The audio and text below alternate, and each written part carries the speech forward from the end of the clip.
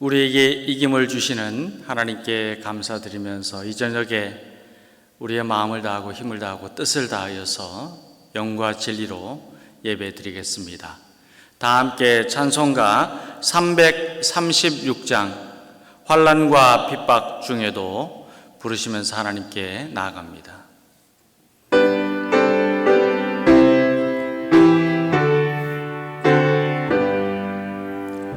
환난과 핍박 중에도 성도는 신앙 지켰네. 이 신앙 생각할 때에 기쁨이 충만하노나. 성도의 신앙 따라서 죽도록 충성하겠네. 옥중에 매인 성도나 양심은 자유롭네. 우리도 고난 받으면 죽어도 영광 되노라. 성도의 신앙 따라서 죽도록 충성하겠네. 성도의 신앙 본받아 원수도 사랑하겠네. 인자노로 행실로 이 신앙 전파하리라. 성도의 신앙 따라서 죽도록 충성하겠네. 아멘.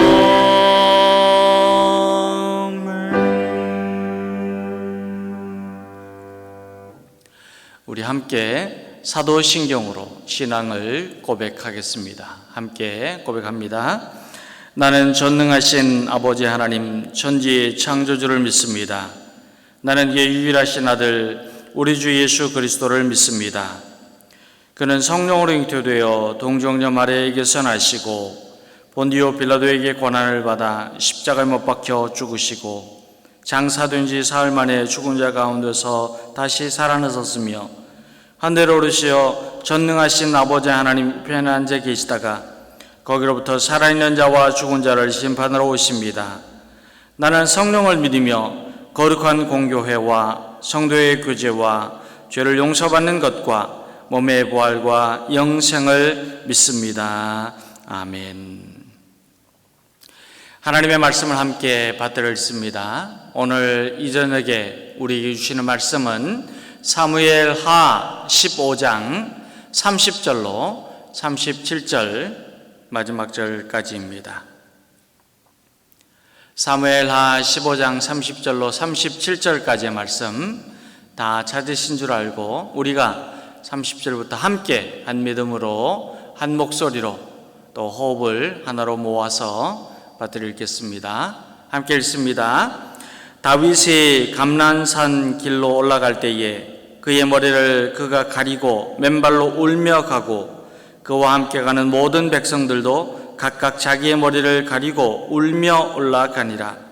어떤 사람이 다윗에게 알리되 압살롬과 함께 모반한 자들 가운데 아히도벨이 있나이다 하니 다윗이 이르되 여호와여 원하옵건대 아히도벨의 모략을 어리석게 하옵소서 하니라. 다윗이 하나님을 경배하는 마루턱에 이를 때에 아렉 사람 후세가 옷을 찢고 흙을 머리에 덮어쓰고 다윗을 맞으러 온지라. 다윗이 그에게 이르되 내가 만일 나와 함께 나아가면 내게 누를 끼치리라. 그러나 내가 만일 성읍으로 돌아가서 압살롬에게 말하기를 왕이여 내가 왕의 종이니이다. 전에는 내가 왕의 아버지의 종이었더니 이제는 내가 왕의 종이니이다 하면 내가 나를 위하여 아히도벨의 모략을 패하게 하리라. 사돗과 아비아달 두 제사장이 너와 함께 거기 있지 아니하냐? 내가 왕의 궁중에서 무엇을 듣든지 사독과 아비아달 두 제사장에게 알리라. 그들의 두 아들 곧 사독의 아히마아스와 아비아달의 요나단이 그들과 함께 거기 있나니 너희가 듣는 모든 것을 그들 편에 내게 소식을 알릴지니라 하는지라. 다윗의 친구 후세가 곧 성읍으로 들어가서 압살롬도 예루살렘으로 들어갔더라. 아멘. 무더위 가운데 또 바이러스로 우리를 위협하고 있는 이러한 상황에서도 더욱 건강하게 또 믿음을 지키고 또 주님을 사랑하며 주님 안에서 기쁨과 평강을 누리는 우리 모든 성도들 되기를 우리 주님의 이름으로 축원합니다. 사무엘하 15장의 말씀을 보면은 압살롬의 반역에 대한 내용이 기록이 되어 있습니다. 다윗은 이스라엘의 원근 각처에서 평민들이 가지고 온 억울한 송사를 성실하고도 소상하게 다루면서 공정하고 그리고 철저하게 응대하면서 올바른 판결을 내려주었습니다. 이러한 기회를 이용하여서 군대 장관 요압은 지혜를 가지고 다윗과 그리고 다윗의 장남인 암논을 죽였던 그 아들 압살롬과의 화해를 할 수 있도록 길을 열어주었습니다. 그럼에도 불구하고 왕과 왕자의 화해는 형식적이었고 계속해서 서로 적대하면서 서먹서먹한 관계를 끌고 갔습니다. 어느 날 압살롬은 이제 자신이 상당한 세력을 가지게 되었다고 하는 것을 왕과 그리고 백성들에게 보여주기 위하여서 병거와 말을 준비하고 호위병 50명을 거느리고 행차하였습니다. 당시에 말을 타고 행차한다고 하는 것은 그만큼 위엄과 권세와 권위를 가지고 있다는 그런 의미인데 압살롬은 이렇게 자기 자신이 아버지로부터 소외를 당하고 있음에도 불구하고 권세와 권력 그리고 또 자기를 지지하는 기반이 튼튼하다고 하는 것을 보여주기 위하여서 말과 병거 또 50명의 군사들을 이끌고 행차하였습니다. 그러면서 그는 이른 아침부터 성문 길 곁에 서서 다윗 왕에게 참으로 고심스럽고 억울한 송사를 가지고 재판을 하러 오는 백성들을 미리 만나서 그들이 어느 성읍 어느 지파에 소속되어 있는지를 물어보고 그리고 미리 면담을 한다는 구실로 백성들이 다윗 왕에 대한 서운한 마음을 가지도록 말을 비꼬아서 자꾸 자기에게로 의지하도록 만들었습니다. 이러한 행동은 억울하고 답답한 일을 당한 백성들의 민심을 흐트러뜨리고 그리고 차단하여서 왕에 대한 충성심을 훔치려는 압살롬의 악의적인 계략이었습니다. 그러나 어떤 면에서는 왕을 속이고 왕의 권세를 훔치고 그리고 왕의 주의권을 빼앗아가는 일종의 반역을 꿈꾸는 행위였습니다.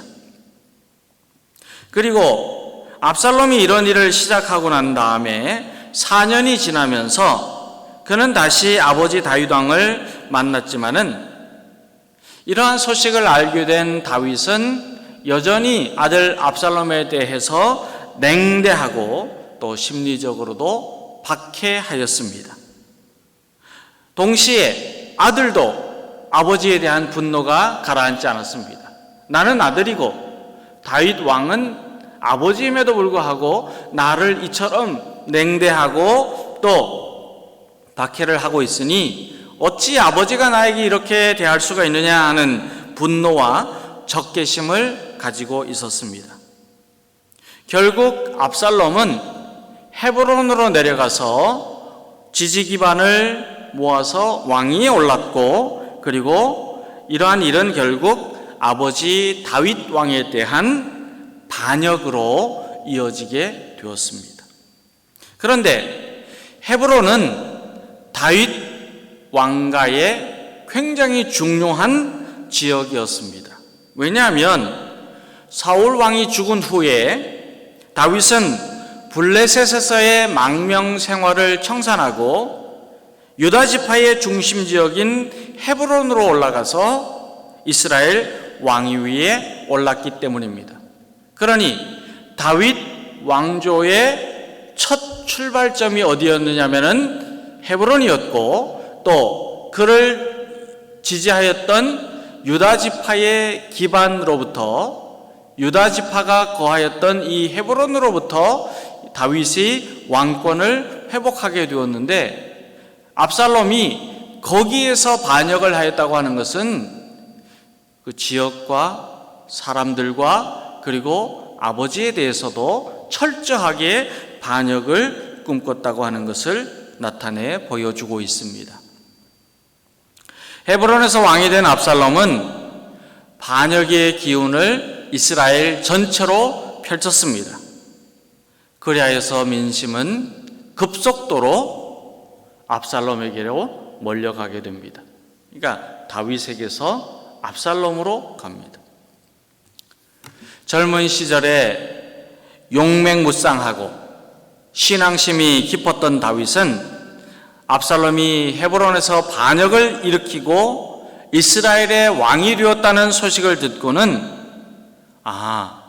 이제 곧 예루살렘이 함락되겠구나 하는 생각을 가지면서 급히 예루살렘을 빠져나와서 도망치는 비참한 형국을 맞이하게 됩니다. 우리가 30절 말씀부터 읽었습니다마는 사무엘하 15장 13절에서 17절의 말씀을 읽게 되면 다윗 왕의 피난 상황을 우리가 알게 됩니다. 다윗 왕과 그 일행이 얼마나 긴박하면서도 무기력하게 왕궁을 빠져나왔는지를 알 수 있는 대목이 무엇이냐면, 다윗이 왕궁을 지키도록 한 사람이 군사가 아니었습니다. 그의 후궁 10명을 남겨두고 이 왕궁을 지키라 말을 하고는 그는 그를 따르는 신하들과 함께 황급히 벤메르학으로 피하였습니다. 그러니 다윗 왕에게 이러한 상황이 압살롬의 반역이 얼마나 황급한 긴박한 상황이었는가를 우리는 말씀을 통해서 짐작할 수 있습니다. 그런데 그러한 과정 중에 다윗의 동지들과 친구들은 충직한 모습을 보여줍니다. 오늘 말씀에는 압살롬이 이스라엘을 평정하고 예루살렘으로 들어오자 다윗의 신복들인 제사장 사독과 제사장 아비아달이 하나님의 궤를 들고 다윗을 따르려고 하였습니다. 그러나 다윗의 만류로 그들은 하나님의 궤를 다시 예루살렘으로 돌려놓고 그리고 거기에 머물러 있었습니다. 제사장 사독과 아비아달의 행위, 그리고 이렇게 하나님의 궤를 예루살렘으로부터 옮기려고 하는 그들의 행위를 보면서 다윗이 보여주었던 반응은 우리가 크게 두 가지로 해석할 수가 있습니다. 하나는 사독과 아비아달이 다윗 왕을 위해서 죽음을 각오하고 끝까지 충성하였다는 점입니다.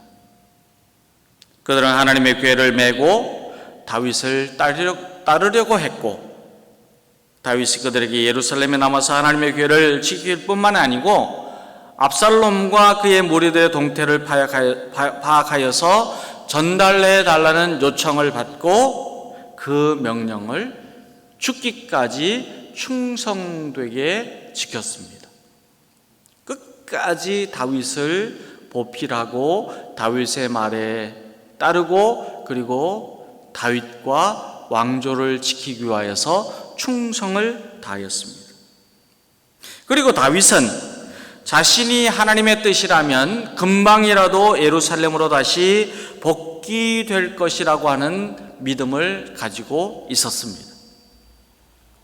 다윗은 천만인의 자신을 에워싸고 대적하여서 파멸시키려고 하는 이러한 위급한 상황일지라도, 그러나 하나님은 반드시 자기를 지키시고 자기를 구원하시고 도우시고 회복해 주신다고 하는 이 믿음을 가지고 있었습니다.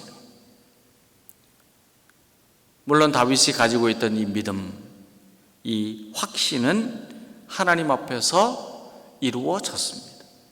믿음대로 되는 것입니다.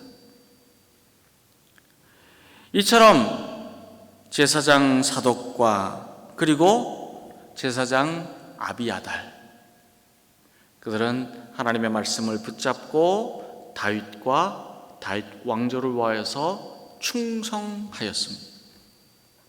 32절에 보면은 아렉 사람 후세에 대해서 우리에게 소개하고 있습니다.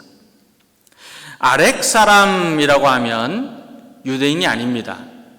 팔레스타인의 원주민 중에서 한 종족인데, 여호수아가 이제 그 백성들을 이끌고 이스라엘 백성들을 이끌고 가나안 땅으로 들어왔을 때에 땅을 분배하였는데, 그때에 베냐민 지파에게 분깃을 나눌 때에 살고 있었던 족속이 바로 이 아렉 사람들이었습니다. 그런데 후세는 이방인이었음에도 불구하고 다윗과 긴밀한 친구 관계를 유지하고 있었습니다. 후세는 하나님의 기름 부음을 받은 왕이며 자신과 친분을 유지했던 다윗이 위기에 처했다는 소식을 듣고 감람산 꼭대기까지 찾아왔습니다.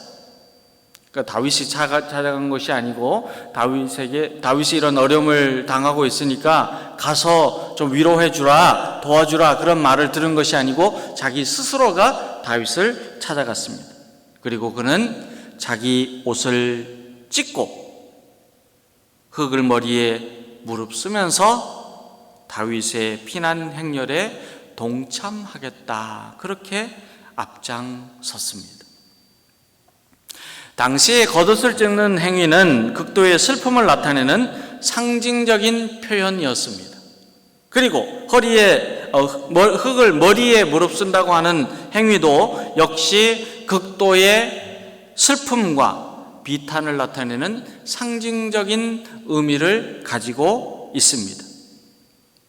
후세는 하나님이 세우신 이스라엘의 왕이 공경에 처했다는 소식을 듣고는 이와 같은 상징적인 행위를 통해서 국가적인 재난에 지극한 슬픔을 나타냈을 뿐만이 아니고, 비록 자신은 이방인이었음에도 불구하고 동시에 친구 다윗 왕의 고통에 자신도 동참하겠다고 하는 충성을 표현하였습니다.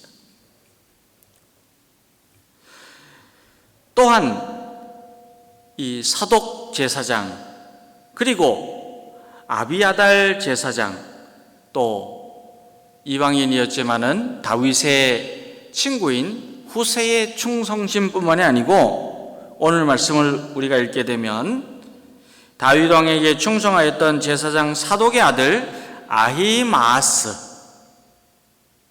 또한 제사장 아비아달의 아들 요나단도 아버지의 뒤를 따라서 다윗에게 충성하였습니다.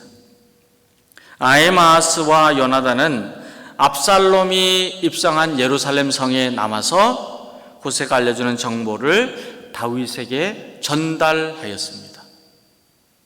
이로 인하여서 다윗이 국권을 다시 회복할 수 있는 중요한 정보 역할을 하게 됩니다. 사랑하는 여러분, 그들은 모두가 죽기까지 나라를 위하여서, 또 하나님이 세우신 왕조를 위하여서, 그리고 그 나라의 왕인 다윗을 위하여서 충성하였습니다. 우리는 오늘 말씀을 읽으면서 국난의 위기를 맞으며 죽음의 위험에 처한 다윗 왕을 위해서 자신의 목숨을 아끼지 않고 끝까지 충성을 하였던 다윗의 친구 후세, 제사장 사독 아비아달, 그리고 제사장의 아들들인 제사장 아히마아스, 또 요나단의 모습에서 예수 그리스도를 향한 신실하고 충성된 신앙의 자세를 배우게 됩니다. 우리는 예수님을 사랑하되 우리의 힘과 뜻과 성품과 마음을 다하여서 사랑해야 하고, 우리는 예수님께 충성을 하되 끝까지 충성해야 합니다.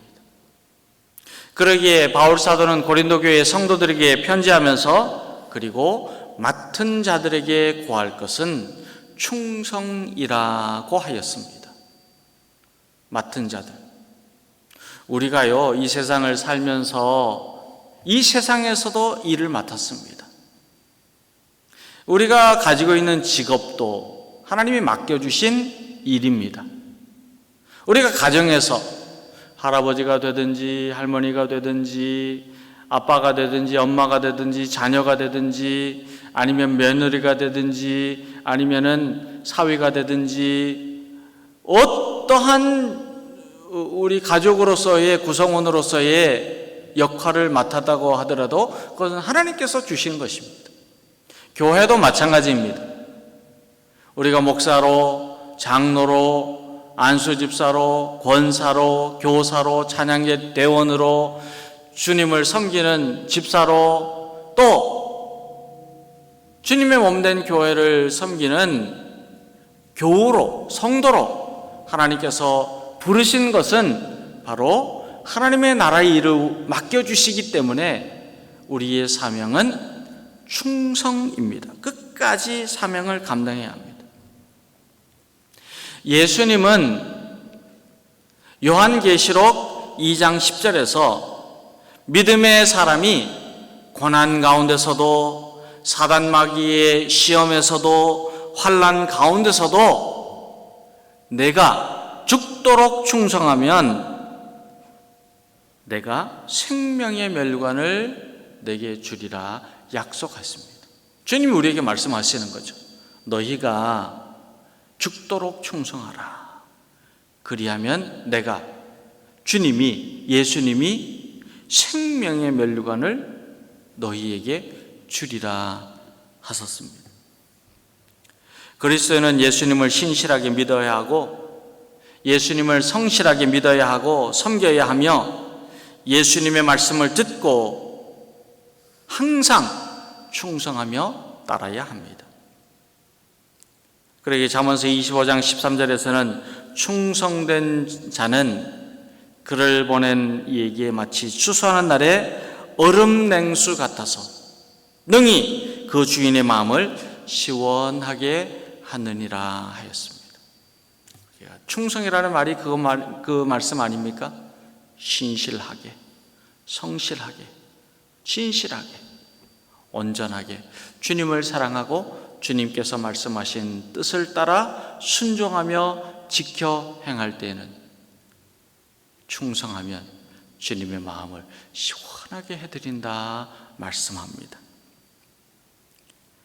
다윗에게 충성하였던 믿음의 사람들이 나라를 지키고 왕권을 회복하고 백성들을 보호하였던 것처럼 저와 여러분도 구주 예수님에게 성실하고 진실하고 신실하게 충성하는 그리스도인이 되어서 우리의 믿음을 온전히 지킬 뿐만 아니고 나라와 민족을 세우고 열방을 구원하고 그리고 이 땅에 하나님의 나라를 확장하는 주님이 기뻐하시는 자녀로 다 자라날 수 있게 되기를 우리 주님의 이름으로 축원합니다.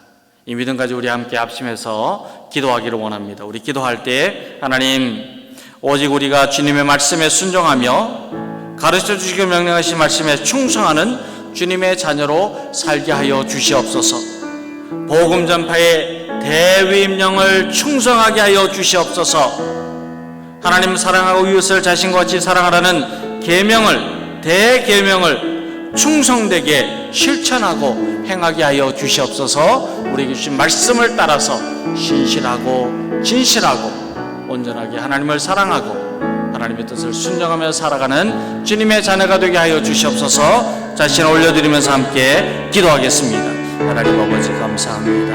영원하고 세월을 살아가는 동안에 오직 주님의 말씀 붙잡고 주님을 의지하고 주님 바라보고 주님 뜻 순종하며 하나님께서 우리에게 가르쳐 주시고 행하도록 명령하신 그 뜻을 충성되이 지키며 살아가는 주님의 자녀가 되게 하여 주시옵소서. 신실하기를 원합니다. 진실하기를 원합니다. 하나님 아버지 성실하기를 원합니다.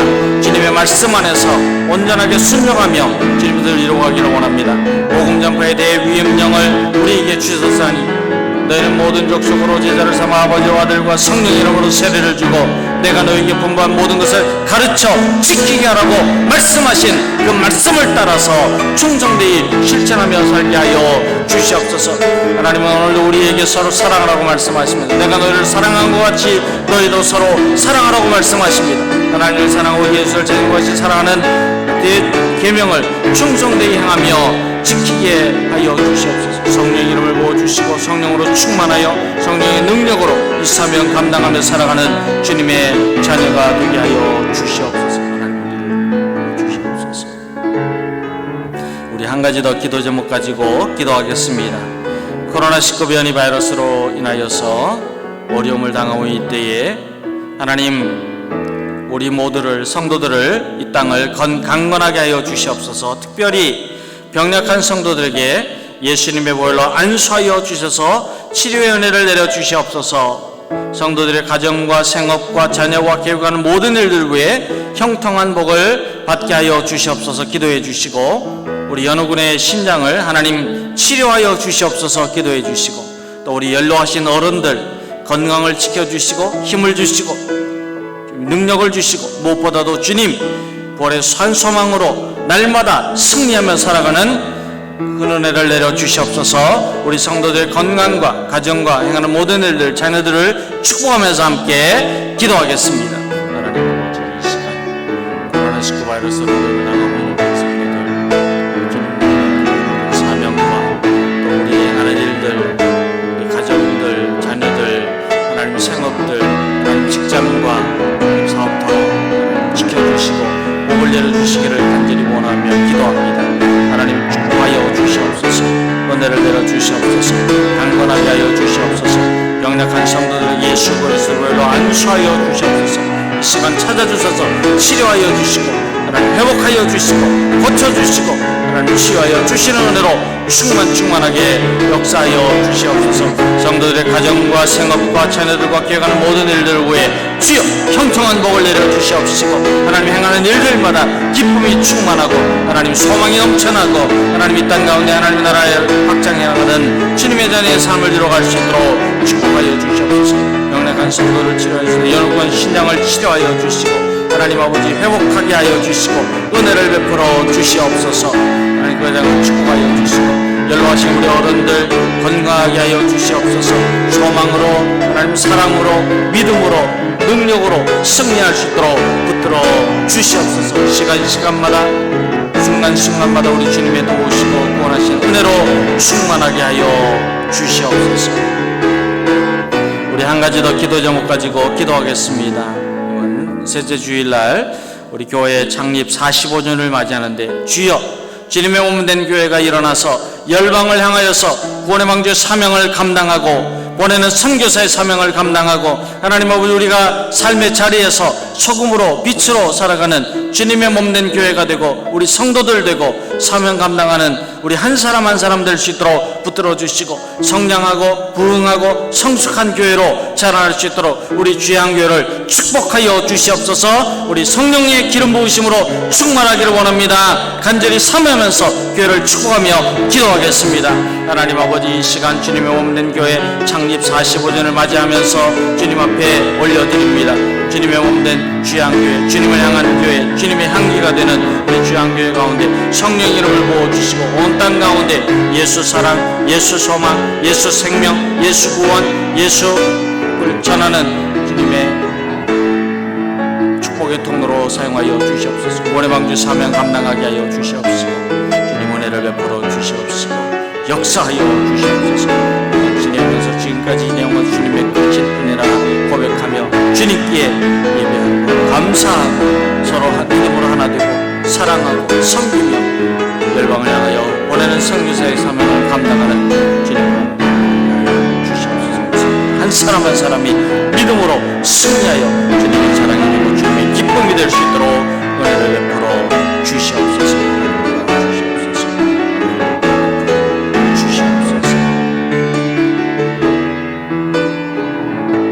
하나님 아버지 감사합니다. 이 저녁에 주님 앞에 나와서 예배드리고 주님과 주님의 나라와 주님의 뜻을 이루기 위하여 충성하는 주님의 자녀로 세워지기를 원합니다. 말씀 붙잡고 기도하게 하여 주셔서 감사합니다.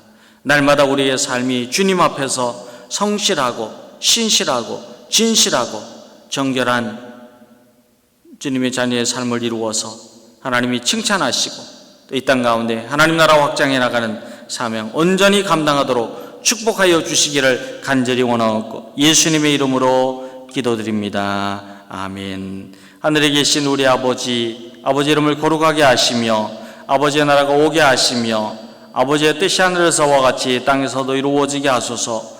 오늘 우리에게 일용할 양식을 주시고 우리가 우리에게 잘못한 사람을 용서하여 준 것 같이 우리 죄를 용서하여 주시고 우리를 시험에 빠지지 않게 하시고 악에서 구하소서. 나라와 권능과 영광이 영원히 아버지의 것입니다. 아멘.